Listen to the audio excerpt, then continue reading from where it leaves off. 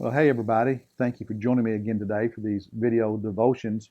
In our Bible reading plan here at First Baptist in Rock Hill, we are in the book of Genesis, and today we are in chapter 27. Chapter 27, which, in church circles contains one of the better known stories in the book of Genesis. And in my journal, the headline that I wrote for what God said to me in this chapter is this: it's playing favorites as a parent always ends badly.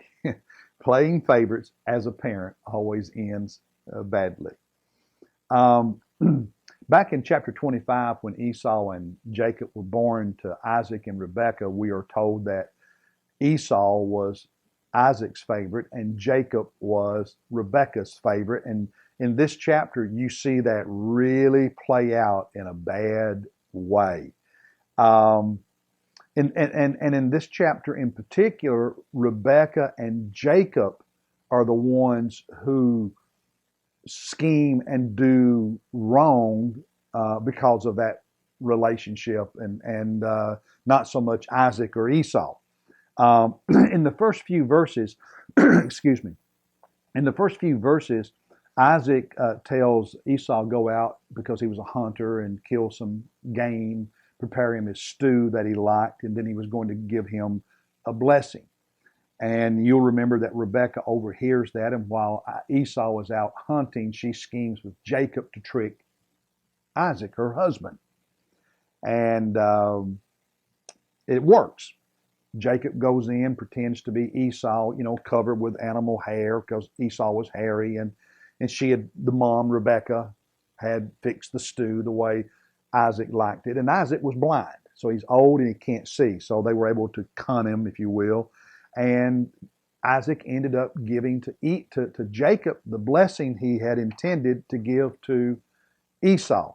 Now, just to help you understand the story a little better, the firstborn son would receive a birthright.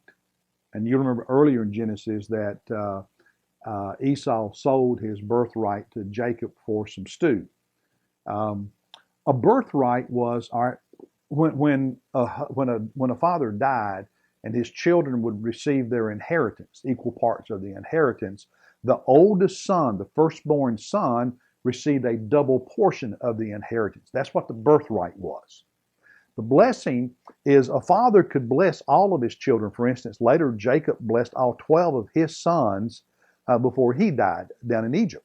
But the oldest son typically would receive a special blessing, a greater blessing, if you will. And part of that greater blessing and that birthright would include leadership of the family. So Esau, as the oldest in their culture, was entitled to the birthright, a double portion of the inheritance, and to this blessing that Isaac was wanting to give Esau, which was a greater blessing. He could still bless Jacob, but he was going to give the greater blessing to Esau. Well, Jacob now has all three. He has the birthright, the double portion of the inheritance. He has the greater blessing that was rightfully Esau's, and he has leadership of the family. Esau has none of those. Now, later in the chapter, Isaac does give Esau a blessing, but it's a much lesser blessing, not as good a blessing. And when this happened, because of playing favorites here, think about how bad the marriage had to have gotten to, how dysfunctional this family was, that the mom, Rebekah, schemed with her son Jacob, who was her favorite, to lie to her husband, to Jacob's dad, to scheme to steal what rightly belonged to her firstborn son. What kind of mom is that? That's how dysfunctional this family had become. When that happened, Esau was devastated. If you have your Bible in chapter 27, verse 34, listen to the power of these words. When Esau heard the words of his father, when Isaac explained what had happened, that Jacob had stolen the blessing, Esau cried out with an exceedingly great and bitter cry. Now, let that sink in. He screamed with an exceedingly loud, great, and bitter cry. Hear the devastation, the hurt, the anger in that.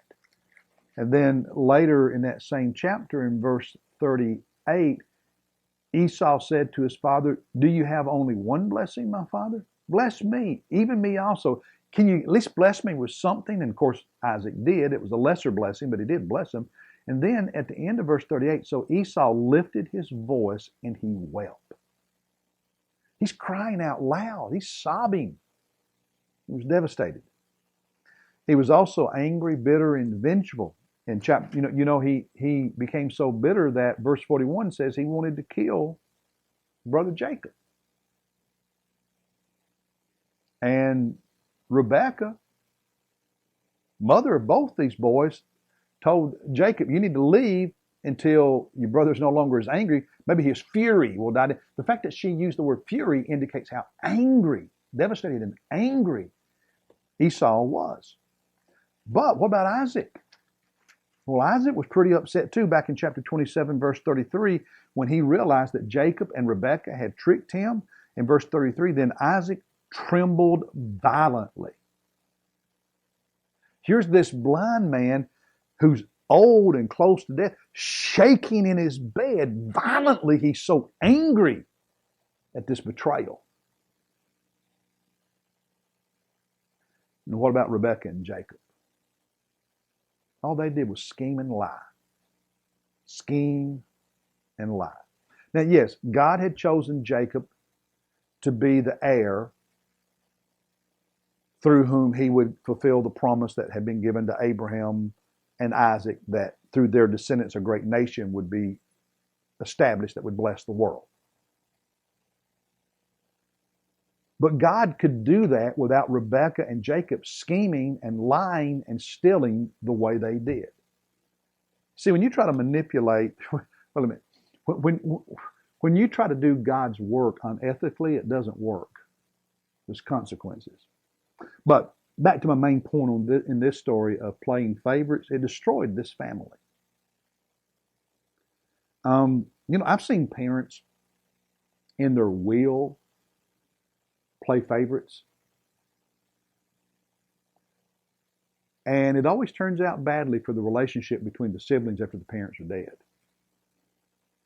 I've seen parents, well, Joe over here, he's done really well. He got an education, he's got a good job, he's doing well. But, Susie, she's always struggled, so we're going to give more to Susie. You can't do that. You got to be fair to your kids. You can't punish the one who makes good decisions of playing favorites and giving more to the one who screws up all the time. It doesn't work. You'll destroy your family. You'll destroy the relationship between your children if you do that. I've seen moms and dads unintentionally play favorites because this child or that child had an interest or a skill or a talent that really resonated with them because it was what they liked. And so they focused all their energy and all their attention on that one child and basically ignored the others. Not always intentionally, but it's still what happened. And in playing favorites that way, even if unintentionally, it creates problems in the home and between the siblings. So be careful. We don't want to make the mistake that Isaac and Rebekah made. Now, this is an extreme example, but it should cause us to think about how we relate to our children. And are we, as parents, we've got to bend over backwards to try to be consistent and fair.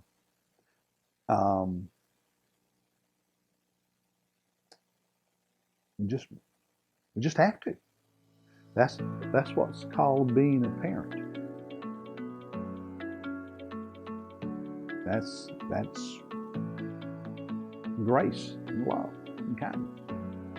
Let's not be like Isaac and Rebekah. Let's do better because we can, and our kids deserve it. God bless you. I'll see you tomorrow as we continue our journey through the book of Genesis.